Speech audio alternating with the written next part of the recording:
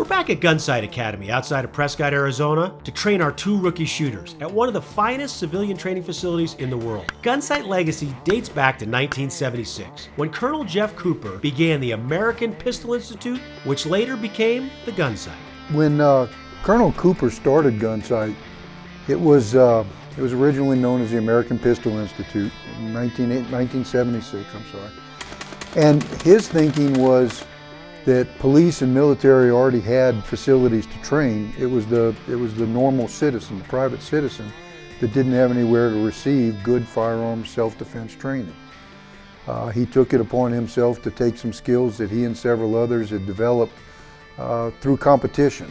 They had developed a competition that was based on real-world scenarios, gunfights if you wish, and figured out a better way to use your gun to solve these problems. Rather than the traditional stand still, use one hand, don't move, they figured out skills that would work better in combat through competition. Colonel Cooper took the skills from all of these guys, put them together, and kind of made a lesson plan out of it. And when, again, as he founded the American Pistol Institute, he was trying to provide a place for the private citizen, private responsible citizen, to be able to get good firearms training for personal defense. Jeff Cooper's legacy continues today, and our 2 novice shooters, Lauren Burnett and Cameron Stuber, are locked and loaded and ready to hit the range. Like all good training, the name of the game is repetition, and drills, drills, drills.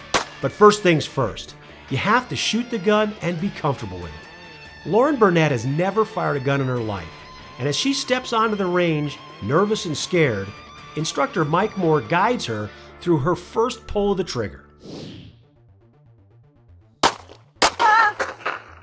Okay.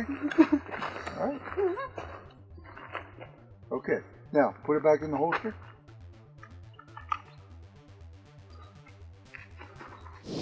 Lauren, as you know, has never fired a firearm before she came here. This is the first live round she'd ever fired. And she seemed pretty confident, so it looked like it was going to be okay.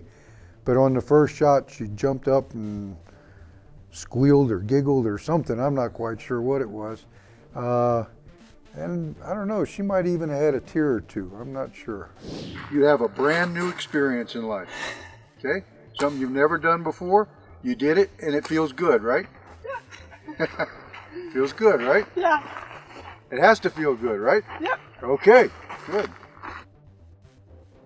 Firing a first round is an unforgettable moment, tears and all.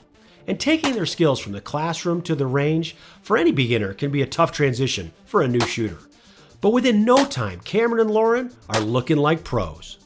The other challenges, just remembering everything, like following all the steps in order. And it sounds simple, but it wasn't simple to follow everything. But it was really cool because you could just tell when you did all the 5 steps with the pistol, you saw the results. And it was very rewarding to be like, hey, I did all the steps and look at that, I hit it, dead center. So I think that was easily the biggest challenge. Following all the steps can make anyone a dead-eye shooter. And to show the effectiveness of this, Mike and another Gunsite trainer demonstrate control and flash sight picture with a drill known as the wobble drill. If you focus on the front sight, and I mean really focus on it, if you press your trigger, not moving anything but your trigger finger, and you follow through on that sight and on that trigger, you're still going to hit the center of the target, and we're going to prove it to you. Fire.